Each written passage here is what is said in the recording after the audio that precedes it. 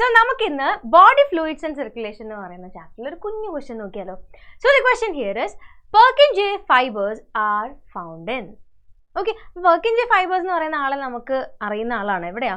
നമ്മുടെ ഹാർട്ടില് അല്ലേ, ഹാർട്ടില് ബോത്ത് വെൻട്രിക്കിൾസിൽ ഇതുപോലെ കാണാൻ പറ്റുന്ന സ്ട്രക്ചറിനെയാണ് നമ്മൾ എന്ത് പറയാ, Purkinje ഫൈബേഴ്സ് അല്ലേ.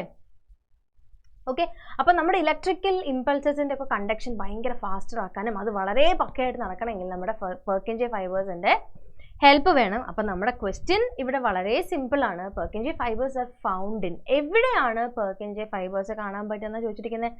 സോ നമ്മുടെ ഓപ്ഷൻസ് നോക്കാം. Option A heart. യെസ്, നമ്മൾ ഇതാ പറഞ്ഞതേ ഉള്ളൂ അല്ലേ. അപ്പോൾ ഹാർട്ടിലാണ് നമ്മുടെ Purkinje ഫൈബേഴ്സ് കാണാൻ പറ്റുക. പിന്നെ അതർ ഓപ്ഷൻസ് നോക്കുകയാണെങ്കിലോ, ബി ഇസ് ലിവർ. ലിവർ നമുക്കറിയാം ഡീടോക്സിഫിക്കേഷന് വേണ്ടിയിട്ട് നമ്മുടെ ബോഡിയിലുള്ള ഒരു ഓർഗൻ ആണ്. And they don't have any relation with this Purkinje fibres. ഇനി സി നോക്കുകയാണെങ്കിൽ ബ്രെയിൻ, നമ്മുടെ സെൻട്രൽ നെർവസ് സിസ്റ്റത്തിൻ്റെ ഇമ്പോർട്ടൻറ്റ് പാർട്ടാണ് ബ്രെയിൻ അല്ലേ. And they don't have anything to do with this Purkinje fibres. And lungs where the gaseous exchange takes place. അതിനും Purkinje fibres ആയിട്ട് യാതൊരു ബന്ധമില്ല. ആർക്കാണ് ബന്ധമുള്ളത്?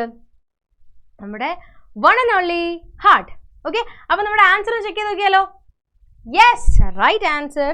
Heart is the place where Purkinje fibers can be seen and they play an important role in conduction system of heart. Set ആണല്ലോ? Clear? Yes.